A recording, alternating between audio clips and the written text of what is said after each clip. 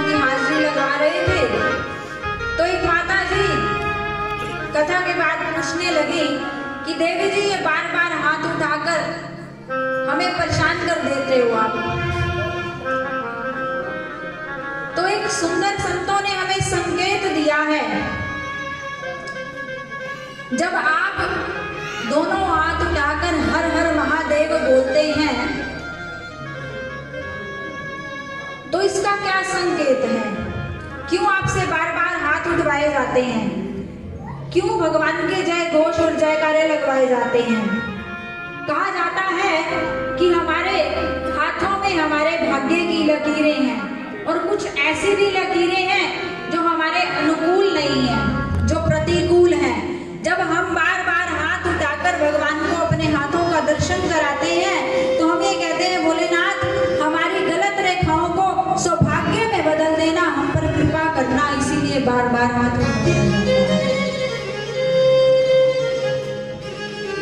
आप लोग संकोच करते हो कि हम क्यों बार बार हाथ ऊपर करें, परेशान ही कर देते हैं ये कथा वाले, कीर्तन वाले, लेकिन इनके पीछे भी गूढ़ रहस्य है। और दूसरा कारण, आजकल के इस कली काल में हमारे सभी काम मशीनों से होने लगे हैं।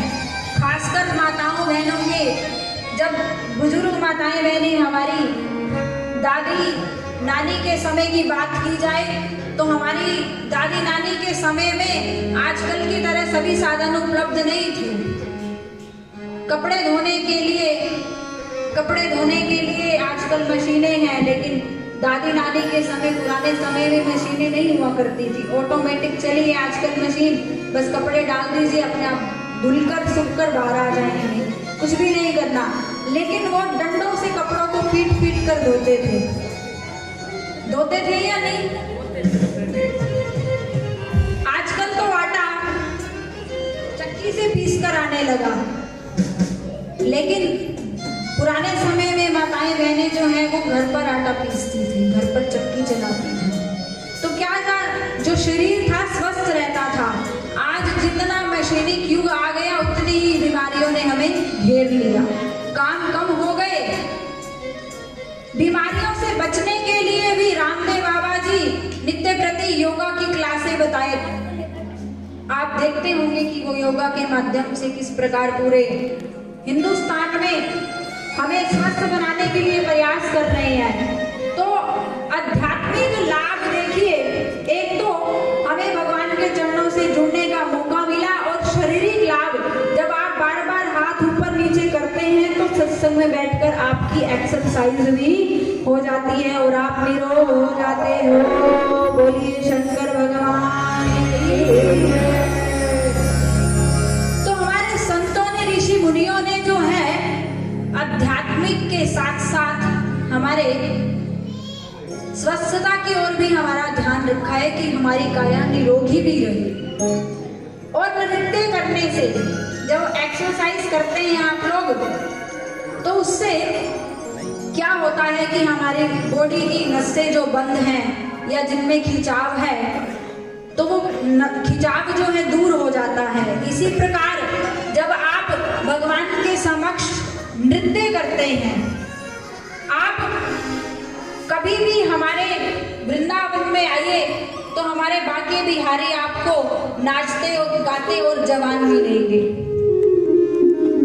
एक विदेशी महिला, हमारे अब तो अक्सर विदेशी लोग वृंदावन में आने लगे, अधिकतर फॉरेनर्स हमारे श्री वृंदावन धाम में अपना अधिकार किए बैठे हैं। पहले के समय में, आज से 15-20 साल पूर्व, कोई भी फॉरेनर वहां कम संख्या में थे। जब आज से 25-30 साल पहले जब कोई विरला आता था फॉरेनर्स यहाँ हमारे हिंदुस्तान में घूमने के लिए, तो ऐसे ही एक विदेशी की महिला आई हमारे यहाँ हिंदुस्तान में दर्शन करने के लिए। जब वो मंदिरों में दर्शन करने के लिए गई तो सबसे पहले उसने भोलेनाथ का दर्शन किया। भोलेनाथ के गले में सर्पों की माला देखी तो डर गई। अरे ये कैसे देवता हैं जिन्होंने अपने गले में सर्प रखे हैं, इनकी पूजा कौन करेगा भला।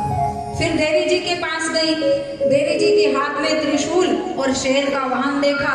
अरे ये तो शेर पर विराजित हैं और हाथ में त्रिशूल लिए बैठी हैं, इन्हें भी मृत्यु का डर है, तभी तो शेर का वाहन बनाया। फिर हनुमान जी के पास पहुंची, दर्शन किया, माथा सबको टेक रही है, दर्शन कर रही है। हनुमान जी भी मोला लिए बैठे हैं। गणेश जी के भी हाथों में शस्त्र हैं। सभी देवताओं के दर्शन करते करते आगे बढ़ी। जब मुरलीधर कन्हैया के दर्शन किए, कान्हा के दर्शन करते ही मंत्रमुग्ध हो गई। ऐसा छलिया जो बंसी बजाकर निश्चिंत खड़ा है, मुझे तो इस छलिया से प्रेम हो गया, मैं तो इसी की दीवानी हो गई और इसी की रज में रज मिलना चाहती हूँ। तो उस विदेश की महिला ने वहां संतों से पूछा कि ये जो आपकी मुरली वाले भगवान जो हैं, इन्हें किसी का भय नहीं है और ये कितने जवान हैं। तब हमारे संतों ने सुंदर उत्तर दिया, देवी जो हमारे कृष्ण कन्हैया हैं, ये जवान क्यों दिखते हैं, उनकी किसी भी चिंता का भय नहीं है, कोई भी अस्त्र नहीं है इनके हाथ में, केवल मुरली है। देखा भगवान के हाथ में कभी त्रिशूल, कृष्ण जी के हाथ में बांसुरी लेकर सबको पहचान कर देते हैं बांसुरी की धुन पर। तो संत कहने लगे, देवी हमारे कृष्ण कन्हैया की शरण में जो आता है, वो यदि चैन ना पा रहा हो तो उसे इनकी शरण में आते ही चैन मिल जाता है। और हमारे कृष्ण सदा जवान क्यों दिखते हैं, क्योंकि ये हमेशा ही नृत्य की मुद्रा में रहते हैं। आज भी वृंदावन में नृत्य कर रहे हैं, इसीलिए कभी भी बूढ़े नहीं होते, ये हमेशा जवान दिखते रहते हैं।